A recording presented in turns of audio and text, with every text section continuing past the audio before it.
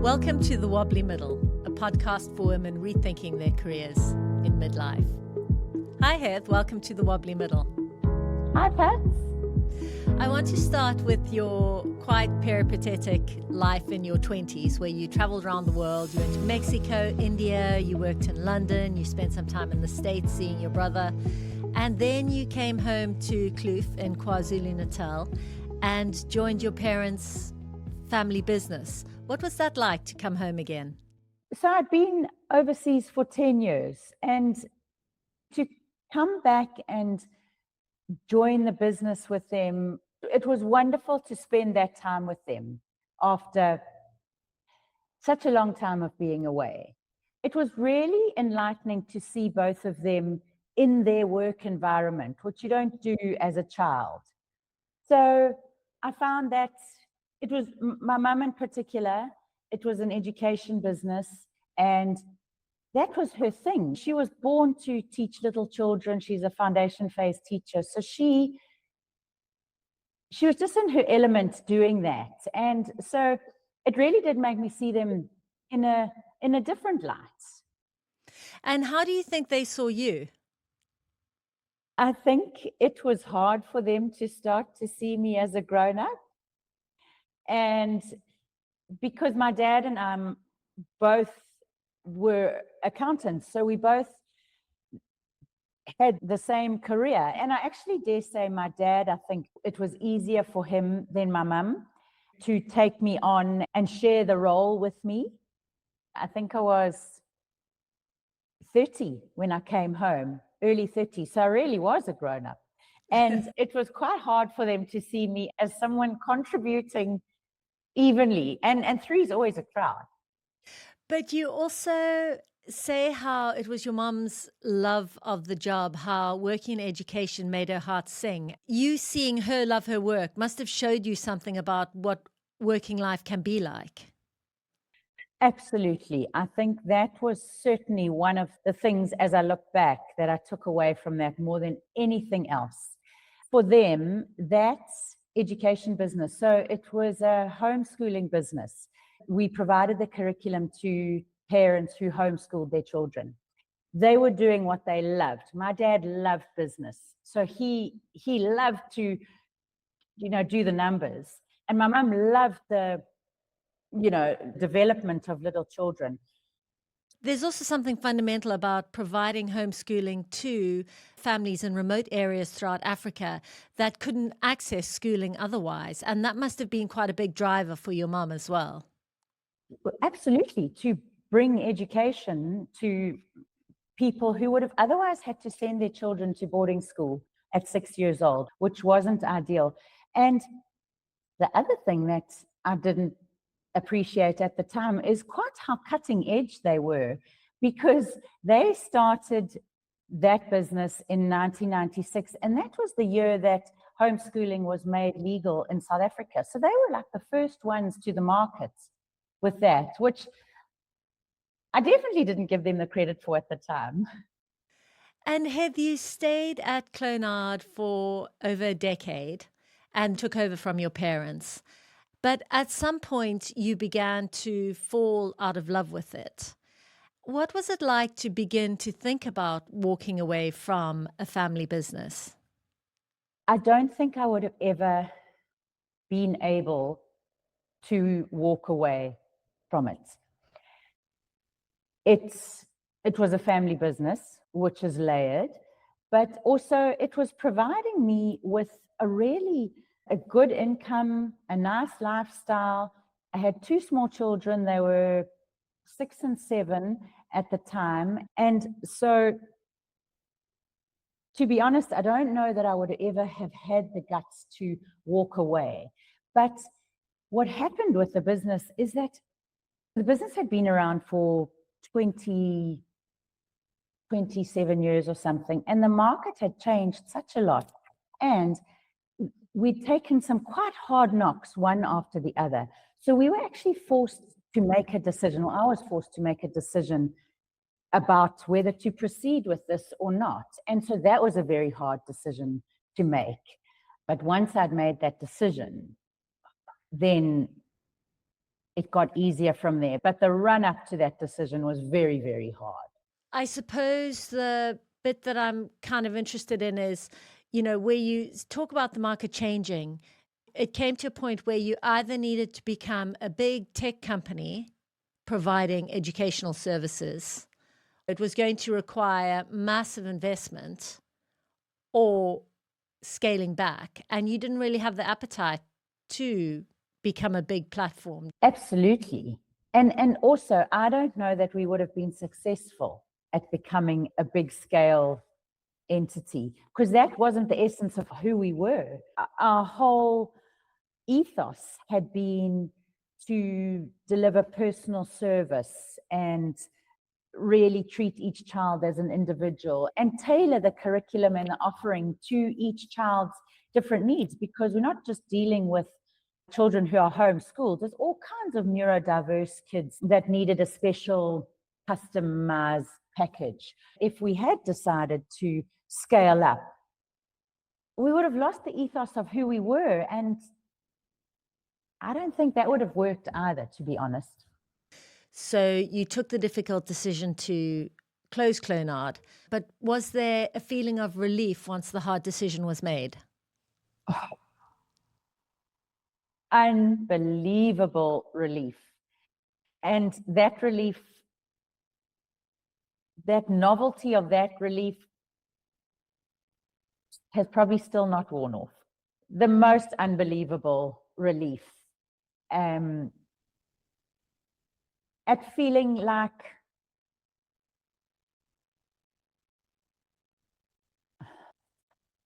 I'm no longer pushing the elephant. And you took a couple of months off, but there was already some direction, a new direction that you wanted to take. I knew probably in the January that we were going to need to close by, say, March or April. So I had already started nurturing that kernel from that time. But things don't happen overnight. There was a lot to be done. And also, I had 0 clients. I had 0 anything. And I had imposter syndrome through the roof. So there was a lot to do. What I started to do was just to see people, friends at no charge, to more than anything, get myself a bit of confidence and not to be starting completely from scratch. I want to come back to the imposter syndrome, but I suppose we should say that you retrained as a hypnotherapist. And could you tell us a little bit about what hypnotherapy is? I only know it as someone going on stage and eating an onion. So what you're referring to there is stage hypnosis, and I'll talk to that as well. Hypnosis it's quite mystified. A lot of people think it's something quite scary and something quite weird, like an altered state. But if you think about it now, as we're speaking, your brain is in beta brain waves. That's the brain state. Alpha and theta are a little bit more relaxed. It's how you feel when you are watching TV or you drive home and you don't quite remember the route you took. And then delta is sleep. So alpha and theta are actually hypnotic states. It's the brain state you go into as you're falling asleep at night and as you wake up in the morning. And it just feels quite dreamy and relaxed. But what's amazing about that is when we can access the subconscious mind. And the subconscious is, if you think of the iceberg analogy, that little bit of ice that sticks out of the water is the conscious, and the rest is all the subconscious. That's 95% of your mind is subconscious. Essentially, hypnosis is the art of accessing your subconscious. But I think it's quite important actually to address stage hypnosis, which is when you're going to be eating an apple through a tennis racket or eating an onion and your eyes don't water. So, because that's what people really fear. People ask me all the time, are you going to make me cluck like a chicken? Am I going to tell you all my secrets? stuff like that. And it really doesn't work like that at all. But stage hypnosis. So I don't know, have you been to a hypnotist show? Well, I don't know if I've been or I've just heard so many stories about it. I would never go on stage, and the fear of humiliation is just too great. That speaks exactly to the point I'm going to make. You go to the show and they'll start with 60 or 70 people up on the stage. And then they'll end up with maybe 4 or 5 people who actually see the whole show through. And the first reason for that is people have different levels of suggestibility. So everybody can be hypnotized because everybody goes through that state when you're waking and you're sleeping. Everyone experiences that dreamy state, but people have different levels of suggestibility. And so the people who are the ones that do the whole show are the most highly suggestible of all.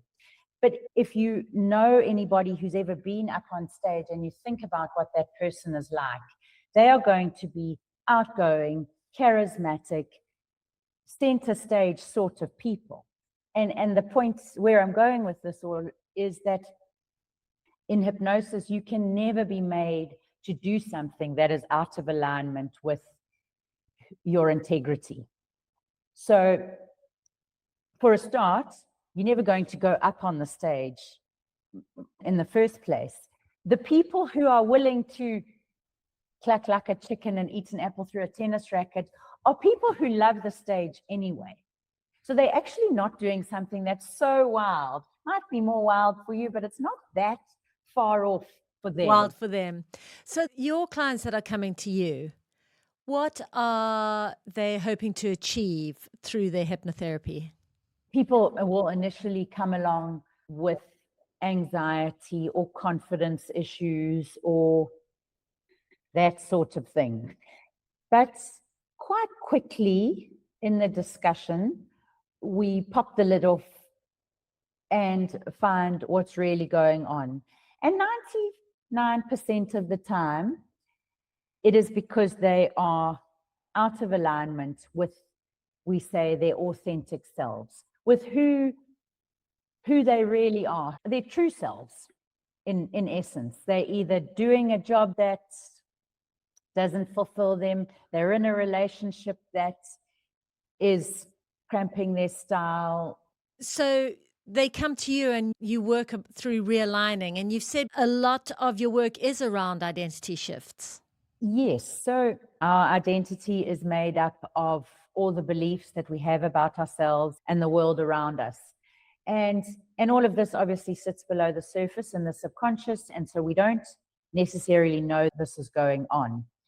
But sometimes our identity needs an upgrade or an update, rather, as life changes. And that this is probably quite relevant for a lot of wobbly middlers, where we've been in women have been in a certain career, but it's now no longer making their heart sing. And so the way they see themselves needs just a little bit of a tweak, a little bit of a shift, so that they can move on to the next phase of life. And we start to feel that friction when what we're doing is out of alignment with our authentic selves or with our identity. To take that a step further is the way we discover all of this is through purpose.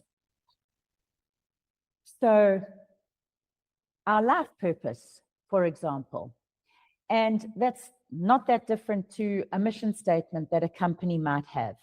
It's something that holds true whether you are a lawyer and now you're going to become a podcaster.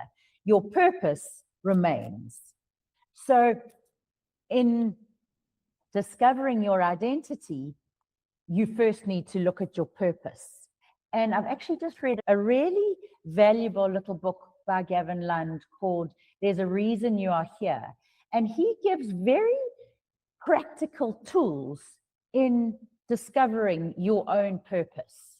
And once you've got your purpose, you can create everything else. And naturally, your purpose must be in alignment with your authentic self. And you've got that, you know where you're going, and you're not going to go that far off course. So you navigate from your sense of purpose. Yes. And you talk about negative beliefs. You mentioned imposter syndrome earlier. When you were working on your own imposter syndrome, what did you actually do? What are the tools to try and work through those?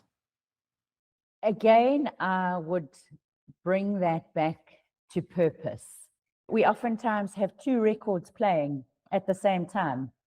One that says, this is my purpose and this is what I need to be doing. And the other one saying, who do you think you are doing that? You know, who are you? For me, it's always been about going back to my purpose. And I've got my purpose written right here on my notice board. So I see it every single day. And I know that that is absolutely non-negotiable. Through knowledge, we learn that the imposter syndrome is the voice. And you can listen, you can choose to listen to whichever voice you choose. But I also know, and I think this is probably what helps me stay on track, is that if I go too far off my course, I'm going to start with the anxiety and even the depression, and all of those things start to creep in when you're not, well, when I'm not doing what I know I'm supposed to do. And as I say this, I know it sounds like I've got it all together and I never listen to that voice, but we're all a work in progress. Yes, we are definitely a work in progress. And another area which I thought is quite interesting is you work with athletes. So you work with like Comrades runners. For those who aren't South African, can you tell us a bit about the Comrades Marathon and then tell us a bit about your clients who came to you for help? The Comrades is actually the longest ultramarathon in the world, and it's run from Durban to Maritzburg in Natal, in KwaZulu-Natal, 1 year, and then the next year it's run from Maritzburg to Durban. It's a 90K road run, and so I love that side of the work because it's a little bit lighter, but it still comes down to the same fundamentals. And I actually I had some really interesting clients this year. I'm thinking of one guy in particular, and I'll tell you the story with him. But the work was for him to actually be able to see himself as a Comrades finisher. So he'd run a race before. I mean, he'd run the Comrades before, and he had finished late. He didn't finish in the cutoff. So now his brain had stored that as evidence that he can't finish. So he identified as somebody who can't, the word changes, but who doesn't finish Comrades. So our work was to shift that identity, shift those beliefs to somebody who does, who can. And the reason that the hypnosis works so beautifully is that your subconscious mind doesn't know the difference between what's imagined and what's real. It doesn't have a sense of time. So in the sessions, we imagine him crossing the finish line within the time.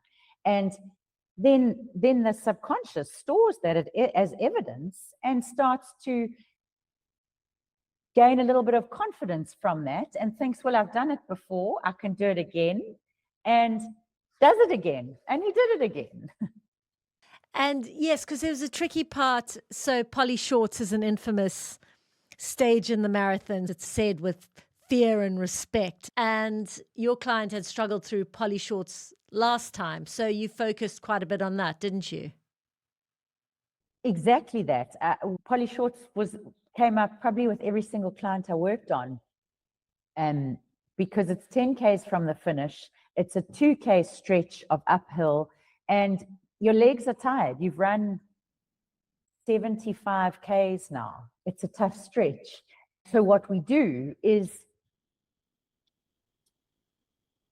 in the session, we'll see the clients handling that stretch of the road and handling it with ease, with the shoulders back, breathing calmly, heads in a good place, set the scene essentially.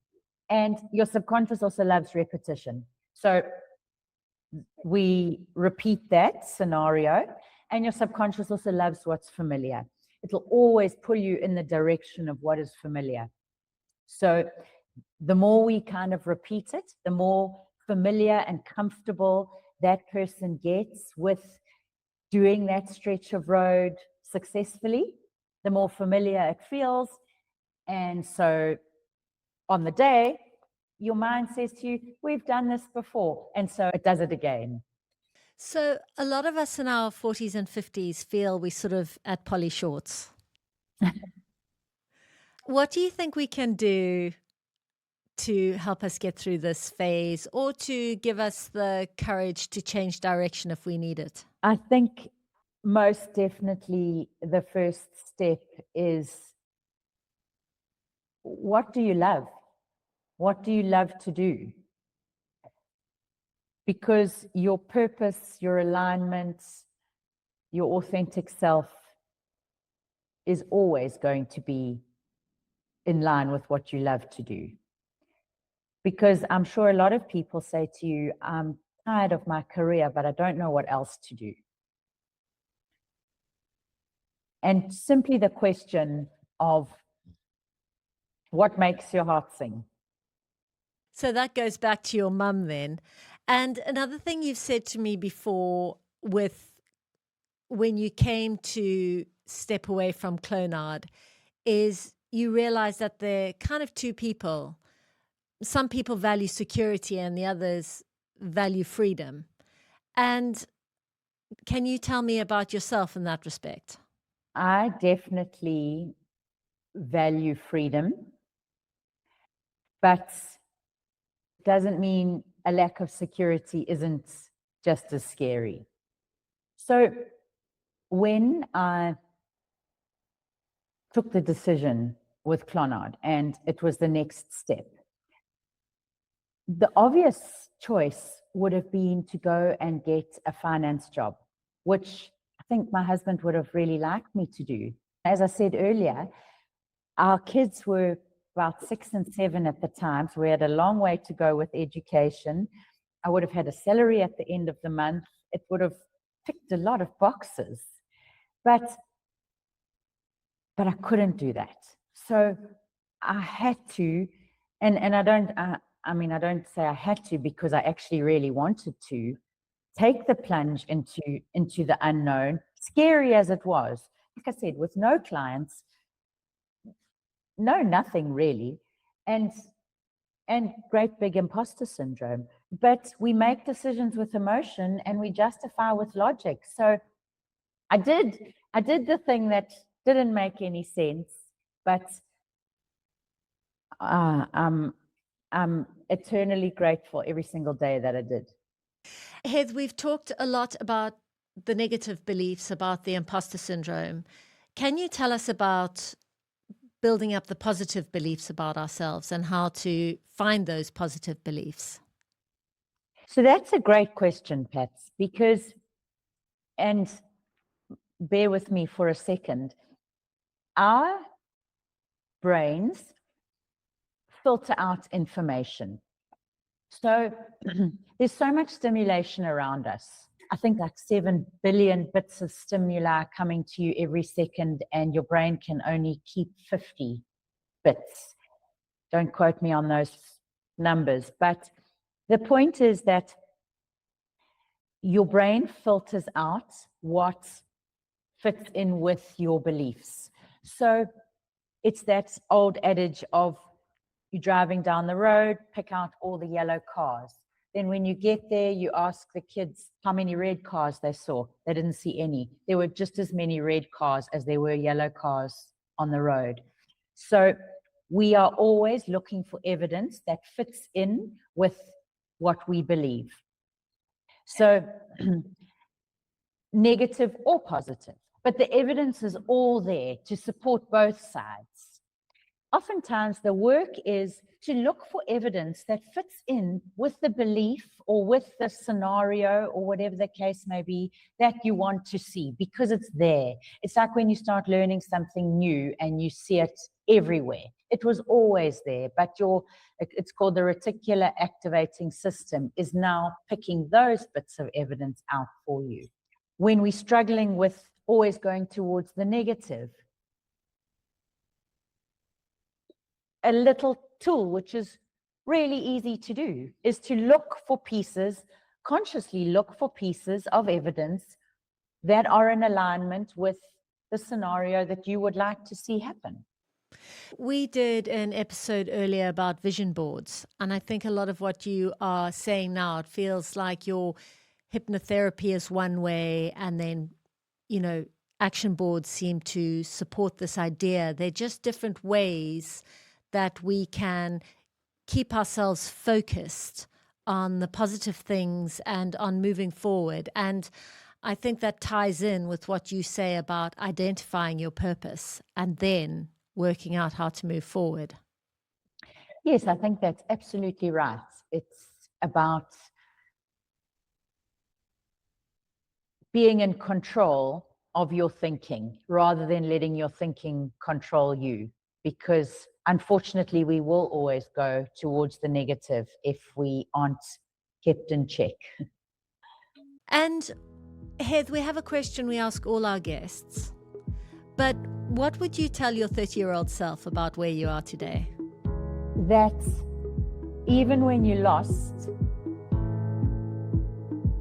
you are still gaining valuable life experience, because it's the times when we're struggling the most and we feel like we're going nowhere fast, the most growth is happening.